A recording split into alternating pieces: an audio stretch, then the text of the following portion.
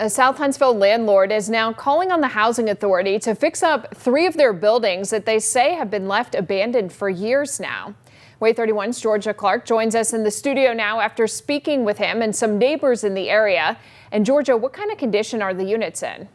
Well, Tori, I was at these Huntsville Housing Authority apartments earlier today, and as you can see, they're in pretty rough shape. The windows are boarded up, there's overgrown bushes and vines, and there's 2 more just down the road that look just like the one that you just saw. Now, I spoke with Mike DeCecco, who owns the units at the end of the cul-de-sac, and he says these buildings have been like this for almost 6 years. Mike DeCecco lives in San Jose, California, but he's owned and managed properties here in Huntsville for around 15 years. And he says the 3 units in the Mahogany Row neighborhood have been abandoned and unsightly for years. And when I have vacancies and a prospective tenant drives down the street to look at my building, they have to drive by these other 3 buildings that are boarded up and in terrible disrepair.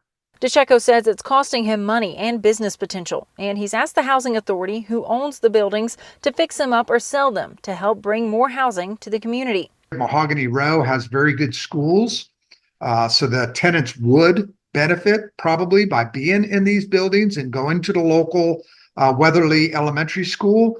But again, if they don't ever execute on the plan, perhaps it's time to sell them off so that the rest of us don't suffer for their lack of capital or inability to execute the plan.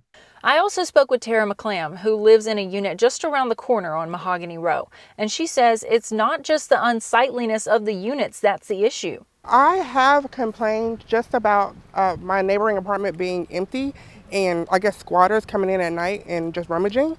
And then there's the trash. We don't have the city to come pick up any items. They sit out there for weeks until maybe someone else, like a good Samaritan of a neighbor, comes and picks it up and throws it away.